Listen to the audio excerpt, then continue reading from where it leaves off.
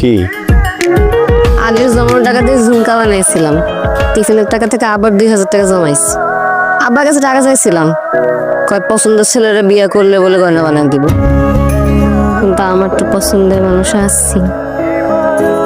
আপাতত এটা জমা রাখেন, বাকি টাকা দিলে আমার সুন্দর দেখে একজোড়া নুপুর বানাই দিই। আপনার টাকা আপনার কাছে জমা রাখেন। স্বর্ণের দোকান ডাকাতি মাকাতি হলে তখন টাকা কে ফেরত দিব? আমি দিতে পারব না। রাখেন। রাখেন না, এমন করেন কা? বললাম তো আপনার টাকা আপনার কাছে রাখেন। আমাকে স্পর্শ করছে, এই হাত আমি জীবন হলো না। আচ্ছা বান্ধবী, তুই কি শিওর যে তুই রাশেদ ভাইয়ের জীবন সঙ্গী হিসাবে চাস? আমার দিক থেকে 100%, বাকিটা উপরওয়ালা ইচ্ছা।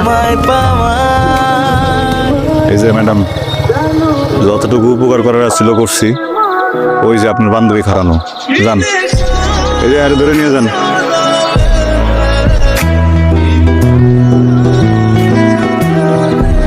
আপনি তো সুস্থ, আমার নাটক করলেন। বিশ্বাসটা যে করছিলাম ওটাও অমর্যাদা করলেন। শোনেন, ভালোবাসার যুদ্ধে সব জায়েজ। ভালোবাসার মানুষের সাথে একটু মিথ্যে কথা বললে কিছু হয় না, আমি সিনেমাতে দেখি।